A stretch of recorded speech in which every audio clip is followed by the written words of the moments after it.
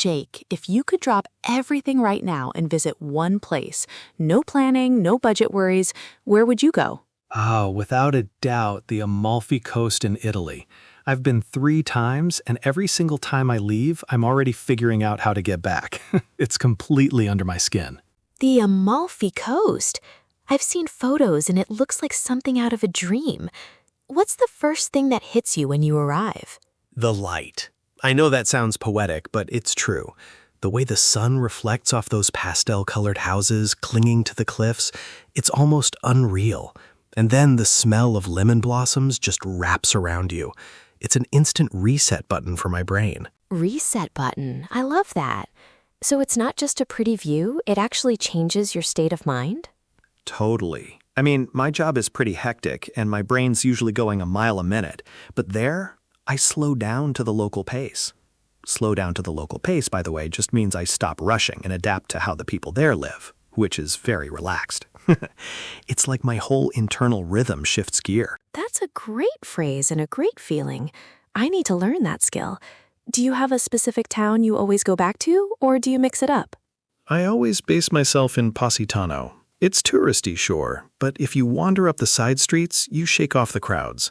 I stay in this tiny family-run place where the owner, Maria, treats me like a long-lost nephew. The moment I step in, she says, "Jake, finalmente, finally." And that welcome alone is worth the flight. That sounds like a massive plus. So it's not just the scenery, it's the connections you've made? Exactly. That's the secret ingredient. One evening, Maria's husband, Franco, insisted I help make limoncello in their back garden. We barely shared a common language, but we laughed for hours over a mountain of lemon peels. That's a core memory right there, a moment that becomes part of who you are. You just said limoncello. For anyone who hasn't tried it, what is that exactly? It's a bright yellow Italian liqueur made from lemon zest, alcohol, sugar, and water. Sweet, tangy, and dangerously easy to drink. And the homemade stuff? It'll knock your socks off. Meaning it's surprisingly strong and will really surprise you. Note to self, sip slowly. Now, you mentioned the side streets. Do you have a specific favorite spot that's a little off the beaten path? Good phrase. Off the beaten path means away from the main tourist areas. There's a tiny cove called Fornillo. It's a 10-minute walk from the main beach, but most people don't bother. You sit on smooth pebbles and the water is so clear you can see every little fish darting around your ankles. That visual alone is making me jealous. What's the water temperature like? I'm a bit of a wimp when it comes to cold water. In August, it's like bath water. I mean, refreshing, but not shocking. I'm a bit of a wimp too, so in English we say a bit of a wimp, meaning not very brave about discomfort, and even I stay in for an hour. I'm stealing that phrase. Okay, so picture this. It's your first evening back in Positano. Walk me through what you do.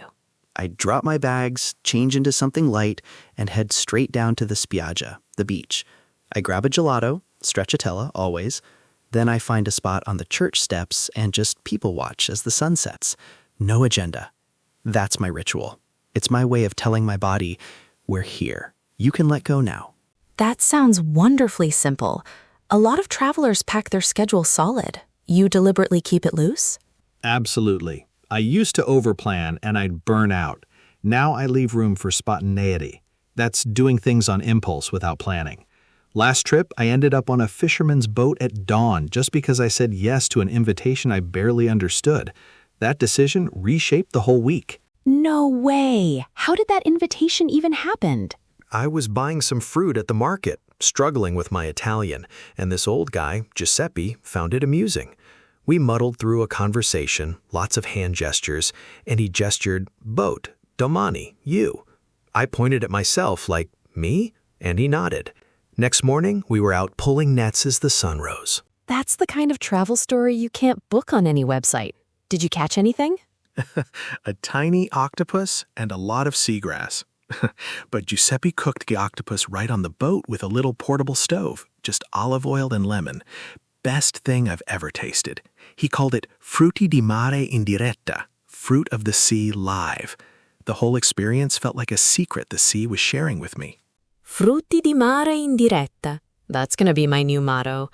Now, I know you love the place, but is there anything about the Amalfi Coast that frustrates you? Oh, the buses. The road is a winding cliff edge with barely enough room for two vehicles.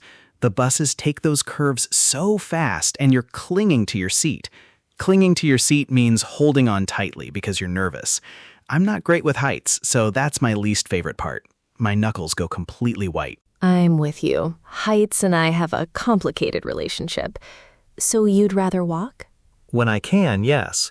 There are ancient staircases connecting the villages, thousands of steps carved into the hillside. It's a workout, but the views are worth every bead of sweat. You feel like you've earned the pasta that evening. Speaking of pasta, I have to ask, what's the one dish you daydream about when you're away? Scialatelli ai frutti di mare. It's a thick, short pasta, kind of like fat spaghetti, with fresh clams, mussels, and shrimp in a garlicky white wine sauce. The sound of the sea in the background while you eat it, game over. Game over means nothing can beat that experience. It's the ultimate victory. My mouth is watering. I've noticed you use Italian phrases a fair bit. Do you speak the language, or do you just know the food words? Mostly food words and survival phrases. I can order coffee, ask for directions, and be polite, but if someone goes off script, I'm lost. I'm a classic poco Italiano guy. That means a little Italian. But I've found that enthusiasm counts for a lot. Still, it goes a long way, right? Locals appreciate the effort. Hugely. Even if you butcher the pronunciation, they soften up. I once tried to say, I would like a pastry, and accidentally asked for a little husband instead. Marito, not maritozzo. The lady behind the counter cried laughing and gave me a free cannolo. So mistakes can be delicious. That's a brilliant language learning moment. So, Jake, you're clearly passionate about this place. Do you think a favorite place is more about the place itself, or the version of yourself that you get to be there? Ooh, that's a deep question.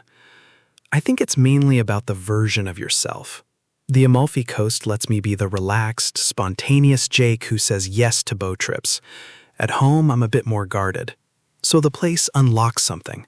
It's like a key turning in a lock you forgot existed. I love that perspective. It unlocks something. So do you worry that if you went too often, it might lose its magic?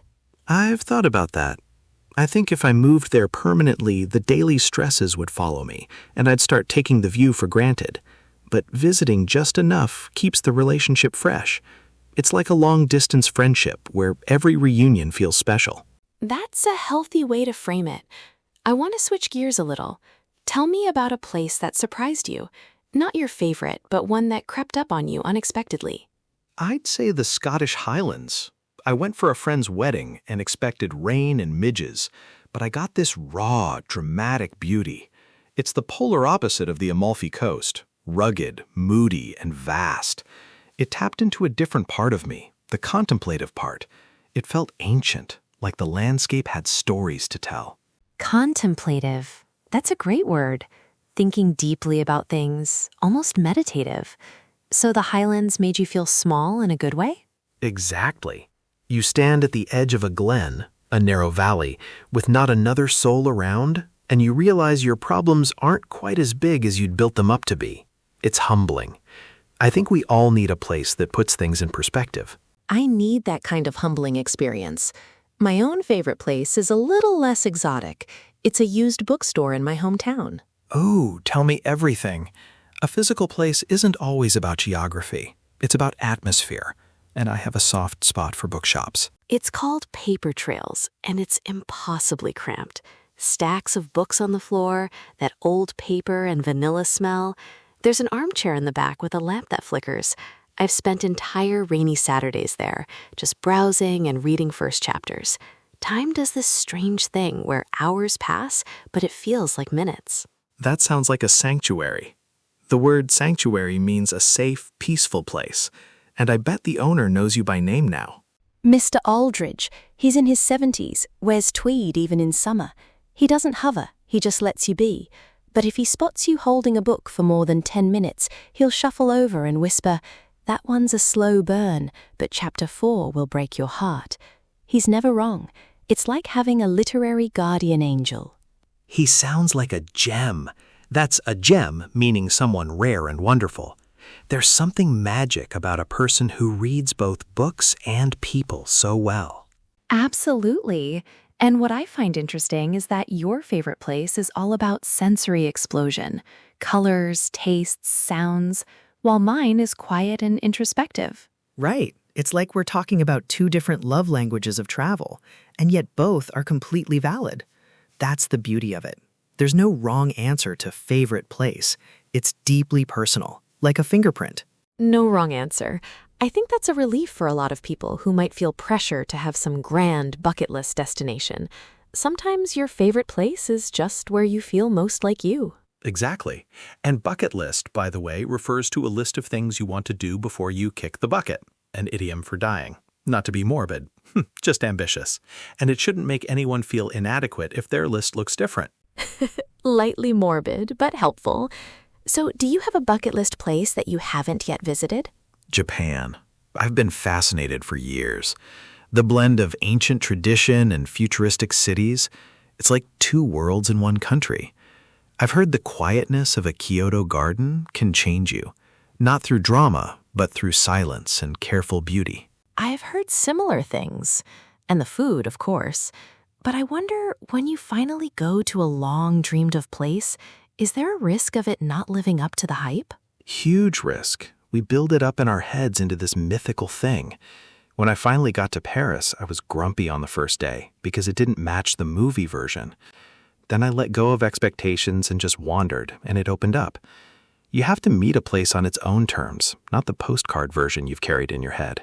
Meet a place on its own terms. That's a lesson in itself. So if someone listening has never really thought about their favorite place, how do they figure it out? Good question. I'd say don't just think of vacations. Think of a moment where you felt completely present. No phone, no worries. Where was that? It might be a grandma's kitchen, a specific bench in a park, a campsite. Often it's tied to a feeling more than a postcard. Start with a feeling and work backwards. A feeling more than a postcard. That's going to stick with me. For me, that bench in the park is under an oak tree near the river. I used to go there during college when I was stressed, and it just absorbed my anxiety. See? That's a favorite place. And absorbed my anxiety means it sort of soaked up your stress. Nature has a way of doing that. It's incredibly restorative. It gives back your energy. I think we underestimate how much a familiar spot can heal us. Restorative, giving you back your energy. Okay, let's get a bit practical. If someone wants to visit the Amalfi Coast and not break the bank, what's your #1 tip? Travel in the shoulder season, like May or late September. The weather's still beautiful, but prices drop, and you're not elbow to elbow with tourists. Shoulder season is the period between peak and off-peak times. You get the best of both worlds. Plus, you can actually hear the waves instead of 100 conversations. I'm jotting that down. And what about getting around? You mentioned the terrifying buses. Any alternative? Ferries. They run between the main towns and give you the view from the water, which is spectacular. You see the cliffs from below, and it's far less stressful. I'm a ferry convert. Once you see those towns rising out of the sea like that, you'll never want to look at a bus schedule again. A ferry convert. So you've been converted, meaning you changed your preference. Is there a phrase for a view that literally makes you gasp? Yes, breathtaking. But you can also say jaw-dropping, like your mouth falls open in amazement. The first time I saw the coastline from a ferry, my jaw literally dropped, and a seagull nearly stole my sandwich. So, beautiful view, tragic lunch. Oh no, a sacrifice to the view gods. Now, I want to explore language a bit here. You used the phrase cling to your seat earlier. Can you give me another situation where you'd use that? Sure. You might cling to your seat during a scary movie, or when you're watching a really tense sports match. It's that feeling of gripping something because you're nervous or excited. You're on the edge of your seat, literally. And sometimes that's exactly what makes a story or an experience unforgettable. On the edge of your seat. Another great idiom. It can be thrilling though, right? Not just negative. Definitely. A good thriller novel keeps you on the edge of your seat. It's a positive kind of tension. The Amalfi bus ride was just not my preferred flavor of tension. I'd rather have my heart race from a beautiful view than a near miss on a hairpin bend. Fair enough. Let's talk about the soundscape of a place. Apart from the sea, what sounds do you associate with Positano? Church bells in the morning, the clinking of coffee cups, Vespas buzzing like bees, and at night, sometimes someone playing a guitar on a terrace. It's a layered soundtrack. You don't just see the place, you hear it, and that soundscape stays with you long after your tan fades. I love that. For my bookstore, it's the ticking of an old clock, the creak of the floorboards, and the soft rustle of pages. Sound is so underrated in memory. Massively. And scent, too. Scientists say smell is the sense most linked to memory. I just need a whiff of lemon and sea salt, and I'm emotionally back on that balcony. It's like time travel through your nose. A whiff is a slight smell, right? So if you catch a whiff of something, it's a quick, light smell that triggers something much bigger. Exactly. You catch a whiff, and it triggers a flood of memories. That's why I brought back a small bottle of Positano lemon essential oil. It's my instant escape in a tiny glass bottle. Instant escape. 2 words that sum up the whole point of a favorite place. Now, here's a tricky one. Can a person be a favorite place? Oh, I like that. You mean metaphorically? Yeah, I think so. There are people who make you feel so safe and seen that being with them is like arriving home. That's a living, breathing sanctuary. The geography doesn't matter, the presence does. That's beautifully put. My best friend from childhood, we don't see each other often, but when we do, it's like no time has passed. She's definitely one of my favorite places. That warms my heart. And it highlights something. The best places often involve people, even if they're strangers you just met. Giuseppe the fisherman added so much to my Amalfi story. Without him, it would have just been pretty rocks. Absolutely. It's the human connection that etches it into your heart. Etches means it carves it in deeply, permanently. On a lighter note, what's the funniest misunderstanding you've had while traveling? In Spain, I tried to order chicken, pollo, and accidentally said polla, which is, well, let's just say it's slang for something very different. The waiter's eyebrows nearly flew off his face. I learned that lesson hard and fast. Now I always double-check my food vocabulary. Oh no. Language learning is a minefield. We've all been there. It keeps you humble. Exactly. Humility is the most important travel companion. You're gonna mess up, get lost, eat something weird, and that's the point. That's the adventure. The mistakes make the best stories. Getting lost on purpose is actually a strategy, right? To stumble upon hidden corners. Yes, get lost on purpose is a travel philosophy. You put the map away, follow your nose, and see where you end up.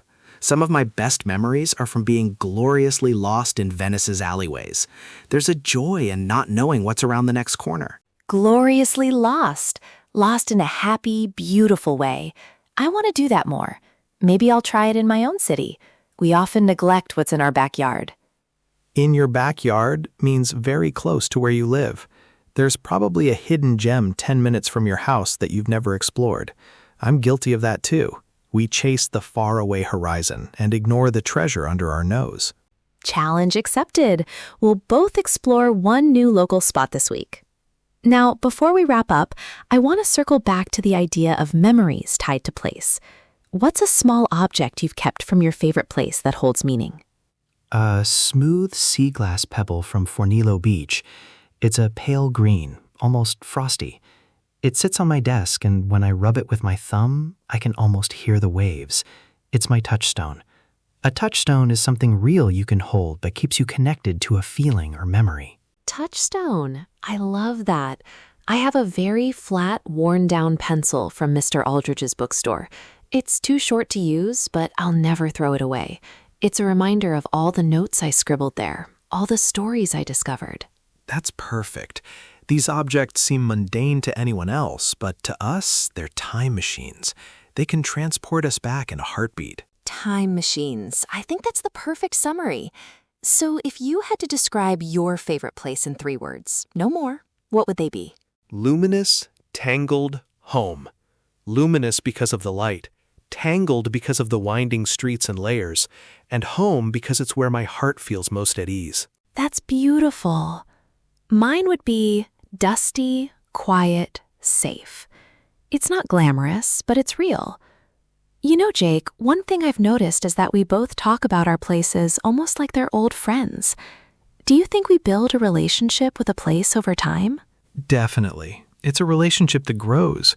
First visit might be pure infatuation. Everything is new and dazzling. But if you return, you start to see the flaws, the grumpy shopkeeper, the unreliable bus, and you love it anyway. That's when it becomes a real bond, not just a crush. That's such a wise distinction, the infatuation phase versus the deep bond. Are there any rituals you have each time you leave Positano? Something to say goodbye? I always walk down to the water on the last morning, very early, before the town wakes up. I dip my fingers in the sea and just whisper, grazie e arrivederci. Thank you, and see you next time. It might sound silly, but it gives me a sense of closure. It's my way of bookmarking the experience. Bookmarking the experience. I love that. I do something similar. I always leave Mr. Aldrich a note tucked into a random book. Just a little thank you. He'll probably find it months later and smile. So for our listeners, we hope you felt inspired to think about your own favorite place, whether it's a distant coastline, a quiet corner in a bookshop, or the way someone's laugh makes you feel at home. Go and soak it up, notice every detail, and let it change you just a little. Because the best places don't just live on a map, they live inside you. That's the perfect note to end on, Emma. A place stays alive as long as you carry it with you. So go make some memories, catch a whiff of something wonderful, and never be afraid to get gloriously lost along the way.